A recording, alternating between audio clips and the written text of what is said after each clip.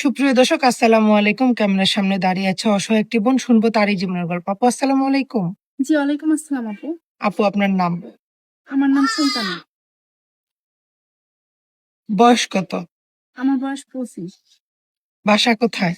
ময়মনসিংহ। লেখাপড়া কতটুকু করেছেন? 5 পর্যন্ত আপু। পরিবারে কে কে আছে?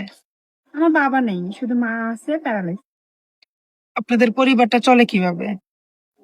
সরকারি ভাবে আমি একটা সেলাই মেশিন শিখছিলাম কাজ, সেই সেলাই মেশিন একটা কিনে সেটা দিয়েই চালাই।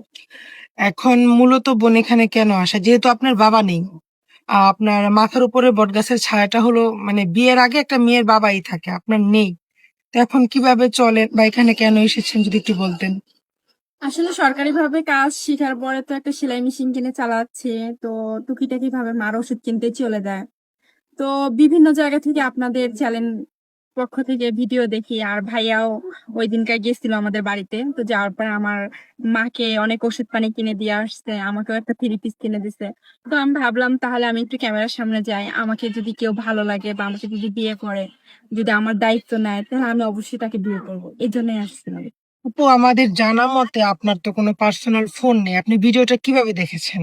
আসলে আপু, আপনাদের এখান থেকে যে মেয়েদের বিয়ে হয়েছে তাদের ফোন থেকে আমাকে দেখাচ্ছিল। আপনাদের এলাকার জি কেউ জি জি। আসছিল মনে হয়। হ্যাঁ হ্যাঁ।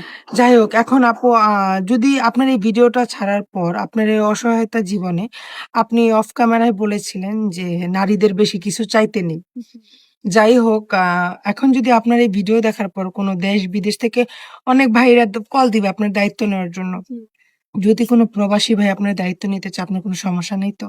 না, যদি কোনো প্রবাসী ভাই বা তার বাচ্চা আছে, বউ নাই, বা বউ ছেড়ে দিছে, 4-5টা বাচ্চা আছে, যদি আমার মার এবং আমার দায়িত্ব নেয়, বা যদি বলে যে না তোমার মার দায়িত্ব নেবো না, শুধু আমি তোমার দায়িত্ব নেব, তাহলে আমার মাকে প্রত্যেক মাসে মাসে যদি একটু খরচাপাতি দেয় তাহলেও চলবে, আমি এরকম লোক পাইলেও বিয়ে করবো। সমস্যা নাই। না। যদি তার বাচ্চা থাকে, আপনি নিজের বাচ্চার মতো দেখবেন? জি, তার বাচ্চা সৎ থাকলে আমি আমার নিজের বাচ্চার মতো করে সৎ মার আচরণ করবেন না তো? না না। অনেকেই বলে আপু, কিন্তু এরকম কি এটা সত্যি, এরকম করবেন? না আপু, আমি কখনো করবো না, কারণ আমি যে কষ্টগুলো পাইছি, আমি যে কষ্টের মাঝে চলতেছি, যে কষ্ট বুঝতেছি, আমি চাইবো না যে যাকে আমি বিয়ে করব, যে আমার হাজবেন্ড হবে, তার বাচ্চাদেরকে আমি এইভাবে জীবন নষ্ট করতে। আমি চাবো তার জীবনটা যাতে ভালো হয়। হ্যাঁ, কারণ বাচ্চারা অসহায়, জি। বাচ্চাদের তো কোনো দোষ নেই। না। তো আপু, আপনার এই কষ্টের কথা শুনে যদি কেউ আপনার দায়িত্ব নেয়, সেটা আমরা চেষ্টা করব।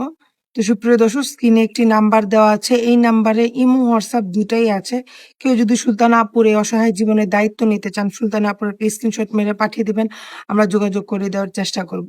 ওনার জীবনটা অনেক কষ্টের, উনি বেশি কিছু চায় না, ছোট্ট একটা ঘর চায় যেটা উনি নিজের মতো সাজিয়ে নিবে। তো দেখি উনি একজন নারী, ওনার কপালে কি আছে। তা আপু, নামাজ কালাম পড়া হয়? জি আপু, নামাজ কালাম পড়ে আজকেও রোজা আছে, একটু পরে ইফতারি করবো, আমাদের 5টা বেজে গেছে। আপনার কথা শুনে ভালো লাগলো। ভালো থাকবেন, সুস্থ থাকবেন।